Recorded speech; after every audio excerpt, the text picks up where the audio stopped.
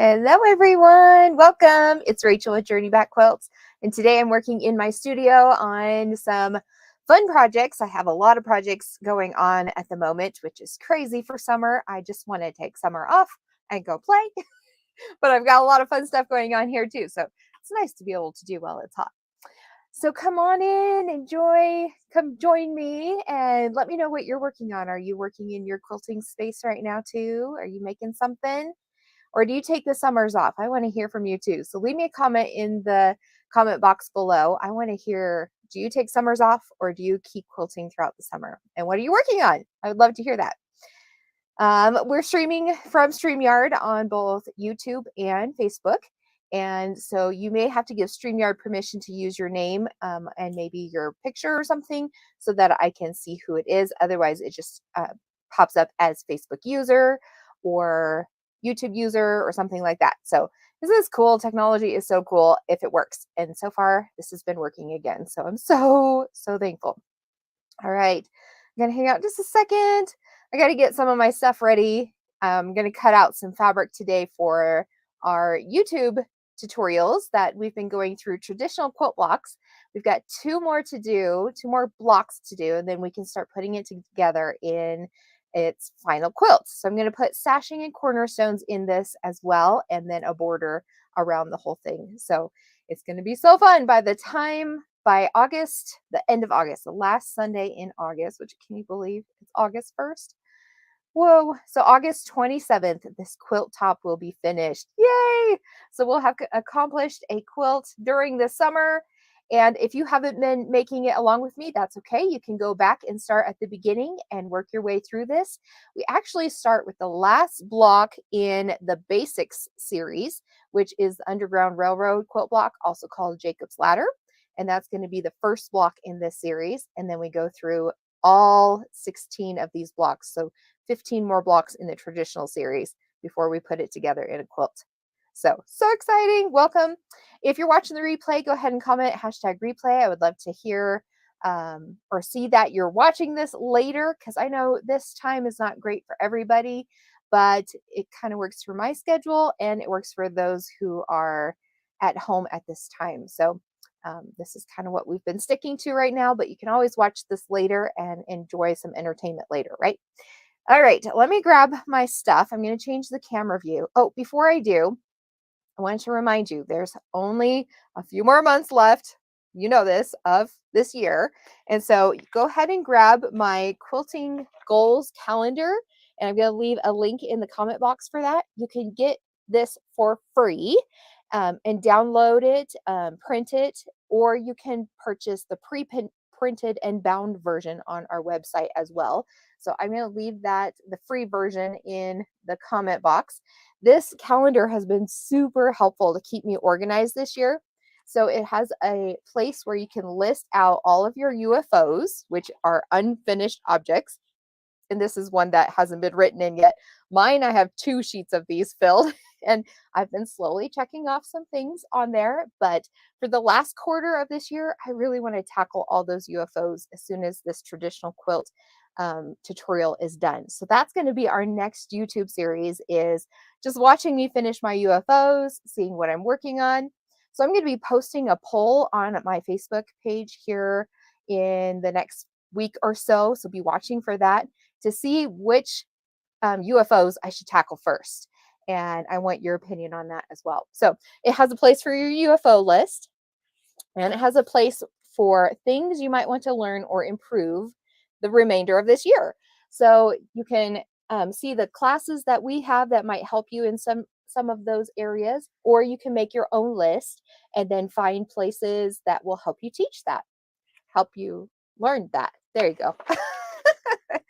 And then it has the calendar. Every page is a different calendar. So we've got January, February. You can just ignore those since we are past those dates and go all the way down to August. Pretty little pink graphic there. And so it shows you the different classes that we have coming up. It tells you when we have our lives, when we have our tutorials.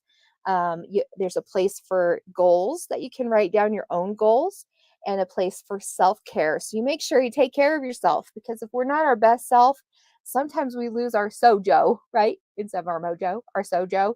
And it's hard to get in our quilting studio when we're not feeling great, when our bodies aren't working correctly and our brains all brain fogged and we're overwhelmed with everything that's going on in life, let alone in our quilting room. I know that can slow people down for sure. So put on their self-care some things that will help you to get your sojo back. Maybe it is cleaning out your sewing space. Just one drawer at a time. Just do one drawer today. One or one shelf today. Just do one.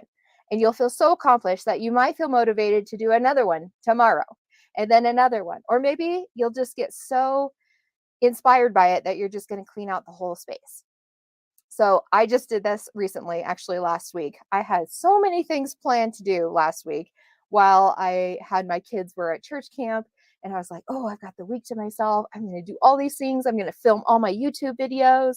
I'm going to clean out closets. I'm going to do all this stuff. Well, I didn't get to the YouTube videos, so I'm running late on those, but I did clean out my closets and I feel so much better and trying to get my own sojo back to do those UFOs. So make sure you're taking care of yourself. Make sure you get your enough sleep, you've got your vitamins, you're drinking enough water, eating your veggies, all those kinds of things so that you can feel your best self so that you can get to your quilting space and feel good about creating things, right?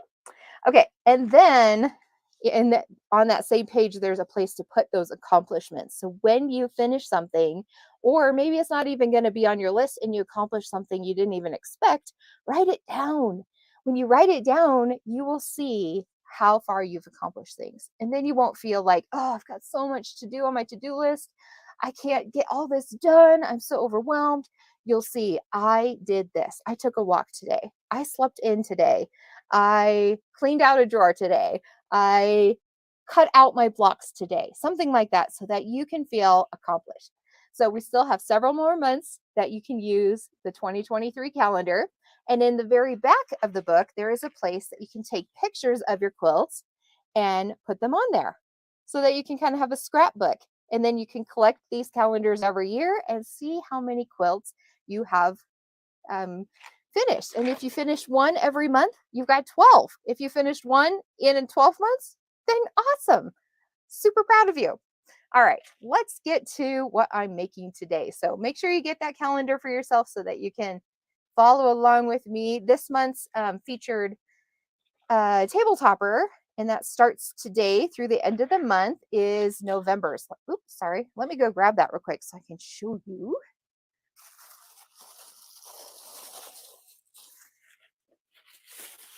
So the table toppers come out about 2 to 3 months ahead of time so that you have plenty of time to piece them and finish them so you can display them in the month that they are supposed to be. So this one is for Thanksgiving, and it's called Thanksgiving, of course.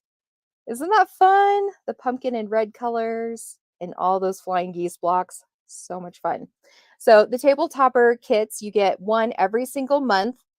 And there's a different theme for each month. So you're going to get them 2 to 3 months ahead of time. I think 3, right? Yeah, 3 months ahead of time. So you've got plenty of time to put them together. They're really simple, but challenging at the same time because a lot of these quilts might teach you new techniques that you haven't learned before.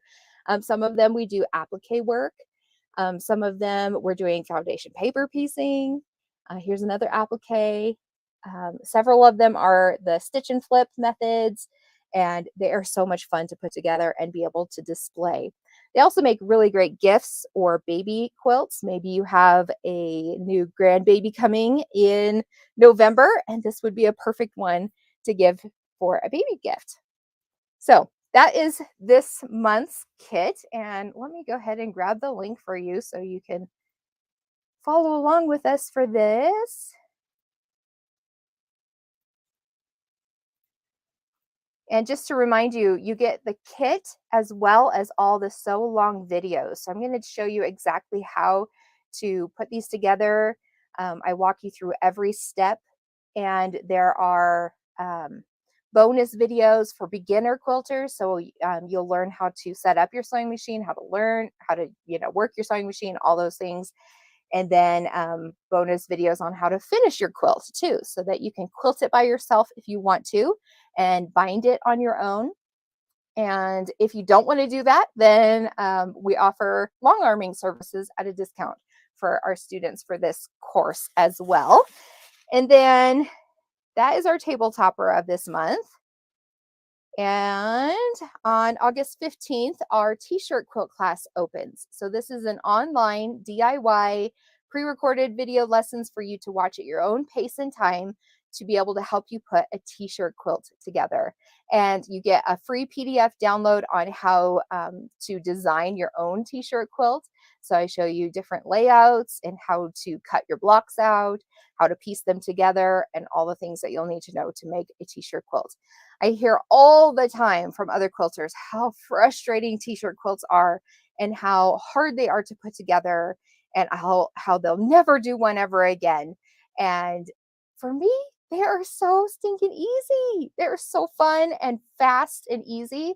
And so I want to show you my tips and tricks on how to do them faster and easier so that you can make them yourself as well. They're so popular right now and they're so much fun to make for graduation gifts, for after the first year of a baby's life, you know, using all their baby clothes, things like that. So I want to help you do that as well. So make sure that you are subscribed to our email so you can be the first to know when that opens on August 15th. And then one more quick announcement. Our next guild meeting is a month from now, so September 7th. It's a Thursday night at 7 p.m. Mountain Standard Time. We have a free guild meeting. It's a show and tell time where you can bring all your quilts that you want to show off, and we get to meet with quilters from all over the world. It's such a fun time. I usually have some goodies to give away as well, and we just sit and chat for an hour about quilting and what's going on in our lives, and we have so much fun. So we're starting back up September 7th. Now that fall is getting closer. I can't believe it already. All right. So today was supposed to be in the studio. You weren't supposed to hear me ramble on forever and ever, but it was only 12 minutes long. All right, let's get to the fun stuff. I'm going to change my camera view and grab my project. There we go. So chat along with me because I love to have conversation while I'm working in the studio and not just sit here and talking by myself, because that's kind of annoying.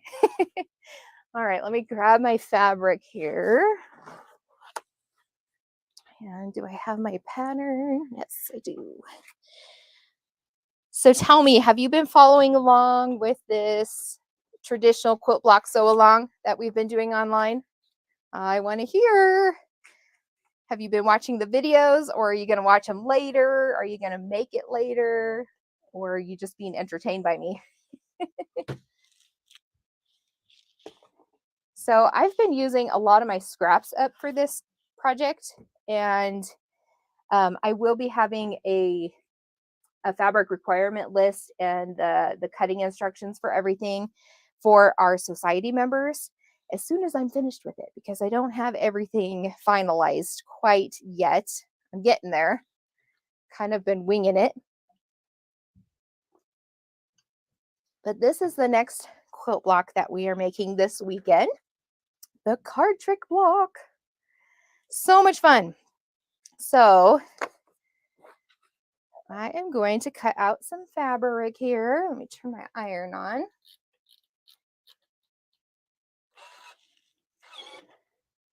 And you can see I've been saving all my scraps just in case so that I can cut through them a little at a time.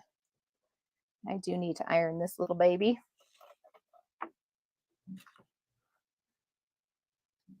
Awesome. I'm so glad you've been following along. It just says Facebook user, so I'm not sure who you are, but you could comment and tell me your name. Or you can give StreamYard permission to use your name, and then it will show me who you are on my comment list.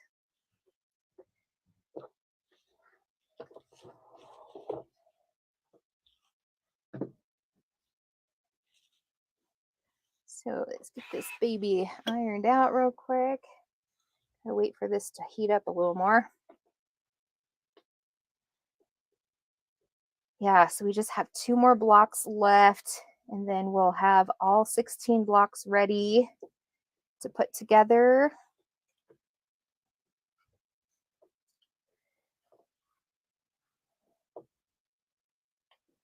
Still not quite warm enough, but I'm trying.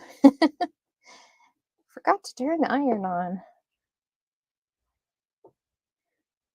I'm trying to decide if I have enough scraps from the other blocks that I've been making to do this. And I don't think that I do because I need 5.5-inch squares for these.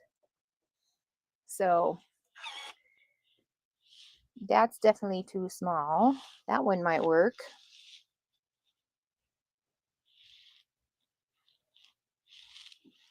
Got my ruler. Too small. Tell me, do you save your scraps or do you toss them out? For me, it kind of depends on what the fabric is. If it's something I really like, I might save every little scrap of it. That one's big enough. We need 4 fabrics. I was thinking maybe some red,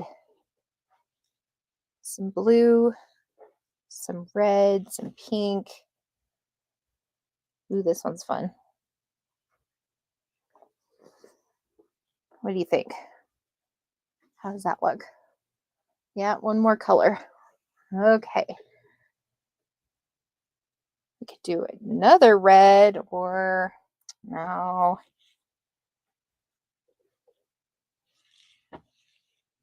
Sometimes the hardest part is picking out the fabrics, isn't it?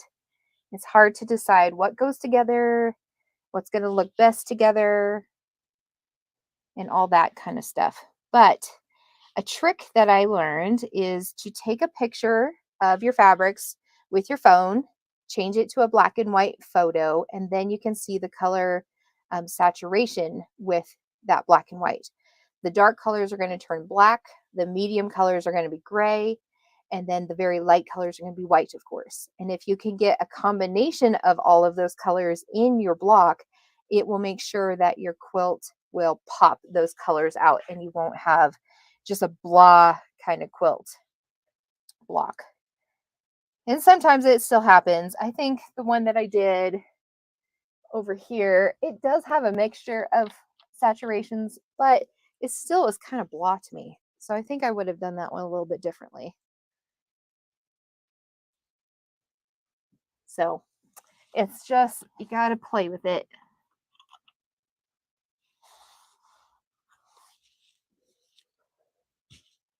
All right, these are too small. Everything else I have is really light.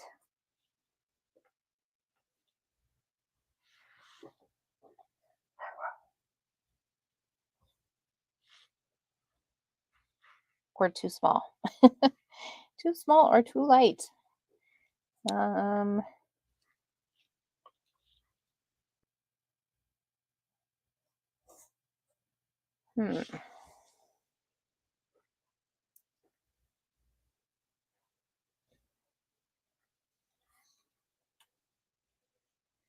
That would work. I don't know though. I don't know if that's too much pink. If we had the pinks across from each other and the blue and the red, would the blue just kind of stick out like a sore thumb? I feel like there needs to be another color, but most of these blocks that I've made are the teal, blue, pink, and red. Those were kind of the colors along with the background that I was going for. So I don't really want to add in like a mustard or anything like that to make it, that would really, really stick out if I had just one block. So what should I do, guys? I'm going to take a picture of it and see what it looks like.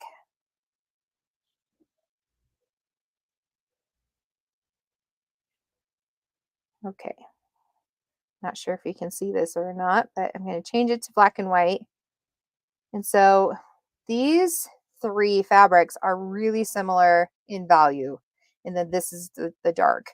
So that doesn't really go very well, even though we have the light here. I kind of need 2 that are dark and 2 that are light. So scrap this one. So I'm thinking like those colors across from each other. So we've got like a dark and a light. And then this with a teal would be really pretty. But all of my teal I've used up, of course, because it's one of my favorite colors. And I don't think I have a piece that's large enough. Bummer, bummer. All right, let's try another fabric. Oh, you know what? I have some yardage I could cut into. This is the handy dandy thing of having your own quilt shop. Let's see what that looks like.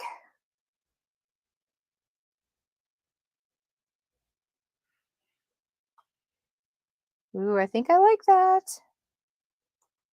Oh yeah, look. If you can see it in there, I don't know if you can see. Let me see if I can hold it up. Can you see the different values? So we've got really dark, a little darker, and then a little bit lighter, and it just keeps going lighter. Perfect. Okay, now just to cut all these out. Love it.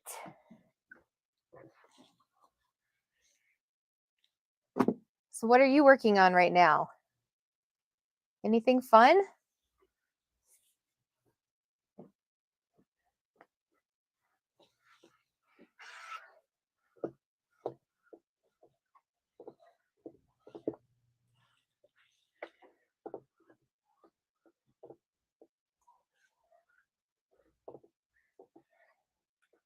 Actually, I think, yeah, never mind.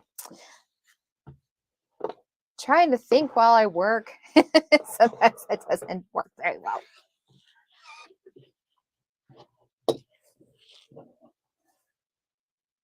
All right, get those threads to line up nicely.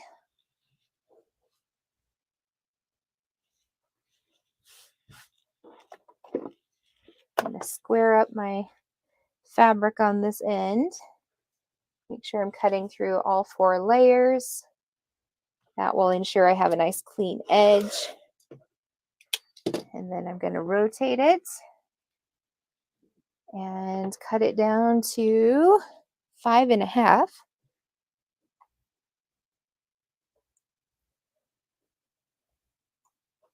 And I'm looking to see that my lines are perpendicular with the fold of my fabric and the edge here. That will help me to ensure that everything's going to be nice and square.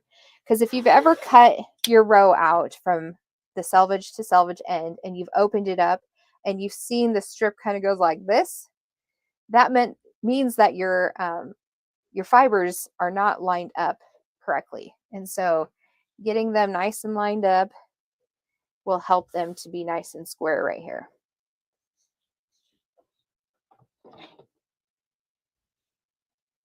Okay, I'm going to cut off the selvage end.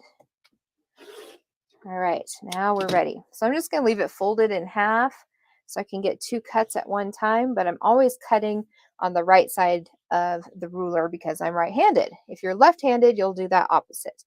So I'm going to line up the 5.5-inch line, making sure everything's perpendicular still down here, and it's looking good. If it's not perpendicular, that means you need to trim this side up again and make sure that everything is nice and square so your block isn't a rhombus. We want it to be a square. And that's another reason why I like to work with higher end quality fabric, because lower quality, the weave of the fabric is so much looser, and so it's very loosey-goosey, and so it's easier to get that rhombus shape than a square and to keep a square. The tighter woven fabric will stay stiffer and will stay in place better than that loose weave. So you more often will get a nice cut and it will stay square. All right, I need 4 of those 5.5-inch background pieces. And then I need 2 of each color. Let's see if I can squeeze that out of each of them.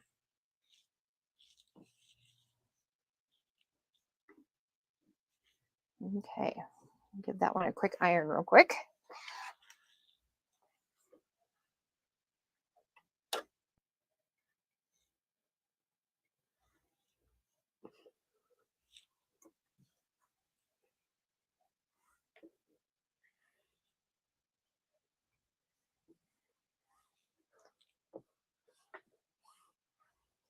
Okay. So everybody asks, how do you cut out a fat quarter? It's so confusing and difficult, right? So if you're making a lot of the same cut, I would still fold it in half as if there was a selvage on each end. So here's your selvage and selvage. And then you would cut your rows and then subcut those down. If you're just going to take a little bit, I will take it from the non-selvage side and just cut my row here and then cut it here. So that's what I like to do. And since I need 2 of these, I need at least 11 inches, and that's not quite 11 inches. So I'm going to go ahead and cut the 5.5 inch from selvage to selvage, lining those up. So I'm lining up the selvage here, but then I'm looking at the bottom to see if these are running straight. If they're not, you'll get this little wrinkle going side diagonal. And let's see if I can show you what I mean. So if they're not lined up, you can see there's a pucker going this way. So even if it's cut off the bolt, sometimes it's not cut straight off the bolt. It's just impossible to do the way that they roll them on the bolt. So you definitely want to square up your fabric before you make your final cut. So I have it squared up. I'm going to line up my ruler with the fold on one of the lines here to make sure it's perpendicular, and then make sure I'm cutting through both of the ends here. And now I have a clean squared up side. I'm going to carefully rotate. And now I can line up my ruler with 5.5.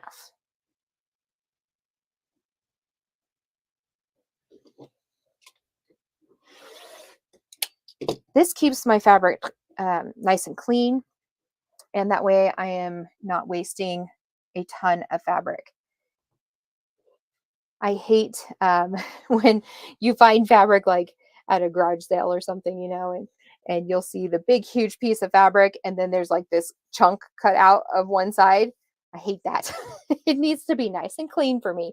I'd rather have a little scrap on the side and have everything nice and clean and ready for the next project than to have just a little chunk taken out of it.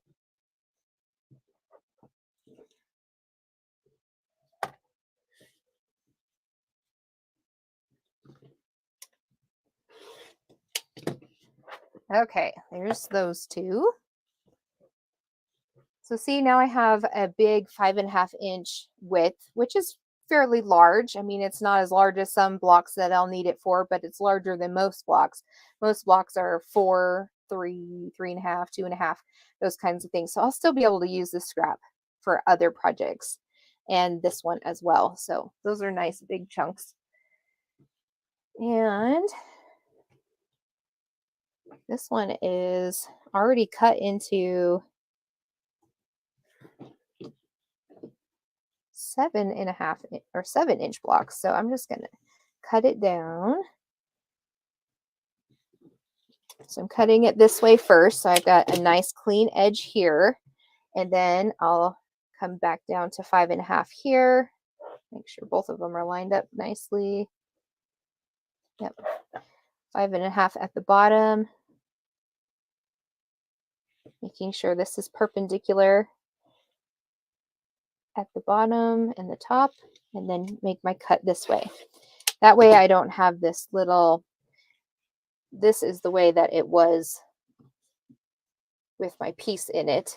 And if I had just cut right here and left this like an L shape, well, what are you going to do with that, right? Just make a nice clean cut and have it all lined up for you, because then you can use that as another scrap later. All right, so there's those two.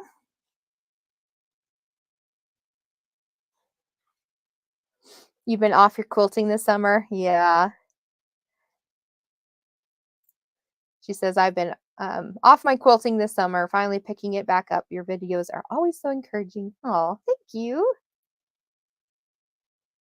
I get it. I totally get it. Summer is hard to quilt. And I think if I didn't have a business making me do it, I probably would take the summer off as well. So no worries that way.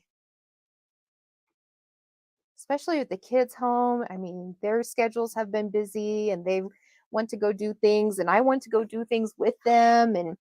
And summer is just so short with our season as well that it gets cold fast here in Wyoming. So I just want to go soak up all that sun while I can and not be hiding in my studio, which is in my basement. So there's not much sunlight coming in here. Have to be very diligent to get my work done. Okay, I have this little scrap here. So I'm going to see, that's a 7-inch one too, but I think I have, since I have to cut 2, and that is 11.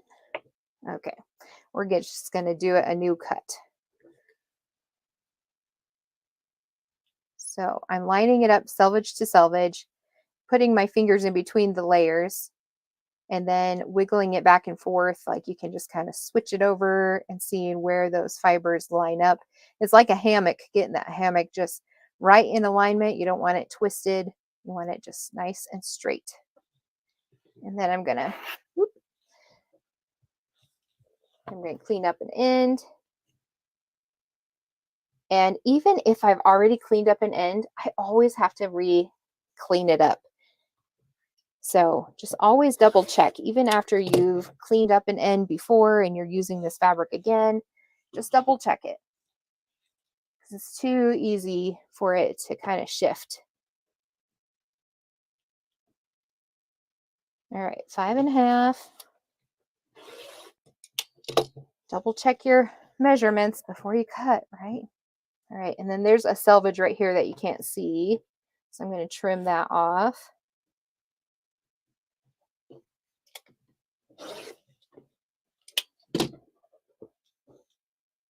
And then turn it again for 5.5. And those layers are stacked on top of each other. So I've got 2 getting cut at the same time, making sure we've got a perpendicular line here. You don't have to put it at 5.5.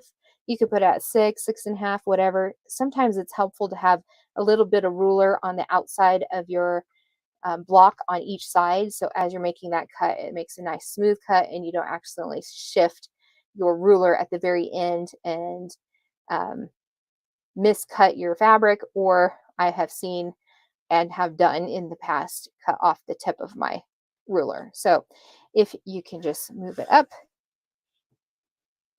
mark it at 5.5, make sure that is lined up with a line there, and then we're good to go all the way through. And it just makes it a lot smoother and easier to do. All right, and it left me this little tiny scrap that I can probably use later. And now I have 2 of those. Okay, so now I just need to cut my yardage, which I'm going to get a different ruler for. I've got nice little, what are those called? The little 3M hooks hanging on my wall here in front of me. And my camera is attached to the wall in front of me here too. So all my rulers are within reach. Makes it really handy. So much easier. Okay. I think I'm just going to take, I don't know. I'll probably use this for the last 2 blocks. I think I'm going to take a half or a quarter. Half. Let's go half. I'll use it in something. Maybe I'll use this as my borders too, so then I'll need more than that. We'll start with this. All right.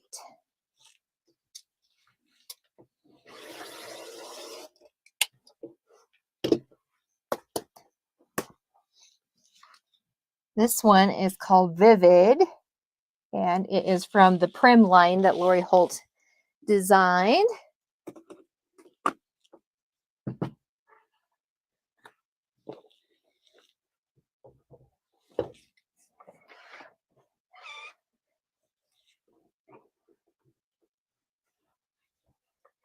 Give it a quick press.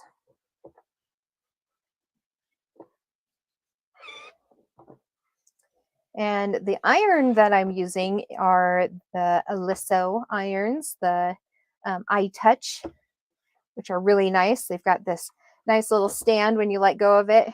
the legs pop up, so it just lifts right for you, so you're not constantly doing this, which when you're in the habit of doing that, you do that anyway.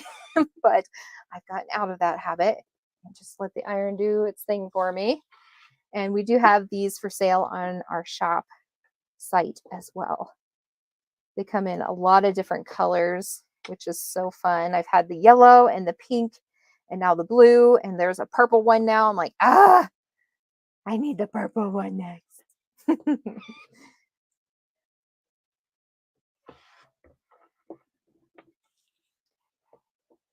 Yeah, it is a pretty green, isn't it?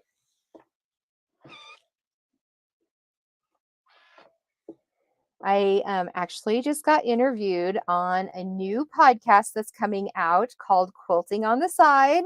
I'm so excited for it to come out. I think my episode is going to be out the end of September, but their launch party starts next week, I believe. I think it's the 8th. And they were asking me like what my favorite color was and stuff. And do I use that in my quilting? And I was like, yep, all the time. Teals, blues, and purples. Those seem to be my go-to colors. Okay, let's cut this one up.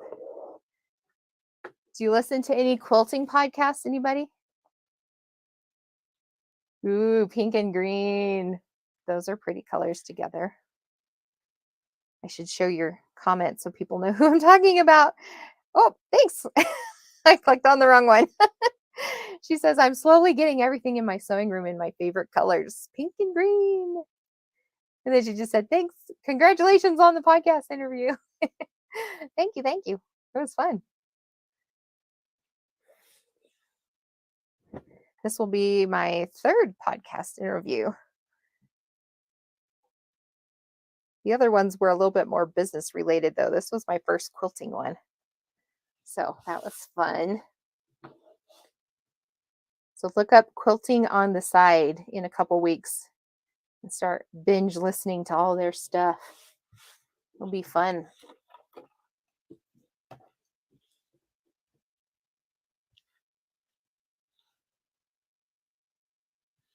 All right, I'm going to square up this end, making sure I get all 4 layers, but I'm lining up a straight end on the fold down here so that everything is nice and perpendicular.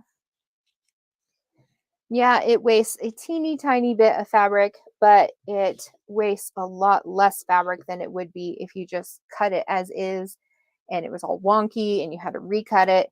So I've learned the hard way just to do it right the first time. And this was something that wasn't ever taught to me. I don't even remember where I learned it, if I just kind of figured it out myself or if somebody taught me it. I can't even remember, but it's definitely worth taking the time to clean up your ends and square up your fabric so that you're not wasting anything.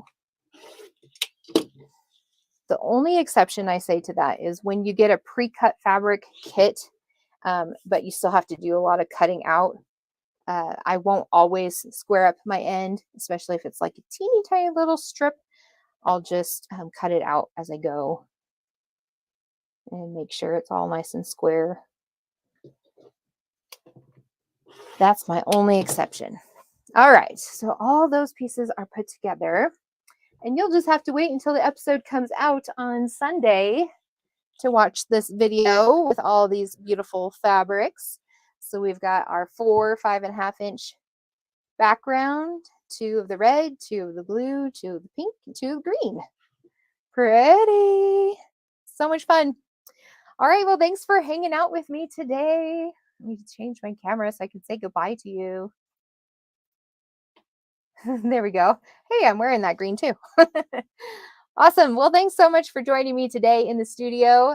We have another studio day the end of this month because there are 5 Tuesdays this month. So next week is our live fabric sale. I did get some new goodies in just yesterday. I'm so excited for them. They're beautiful fabrics. So come join me for that. I'll have some remnants available, some notions, some things that we're clearing out to make room for new things. And I would love to have you join us for that. You can shop live by just commenting on the number that I give you for each item, and then I'll ship them to you. So next week's the fabric sale, and the following week the t-shirt quilt class opens. So stay tuned for all that, and I hope you have a great week. We'll talk to you guys later.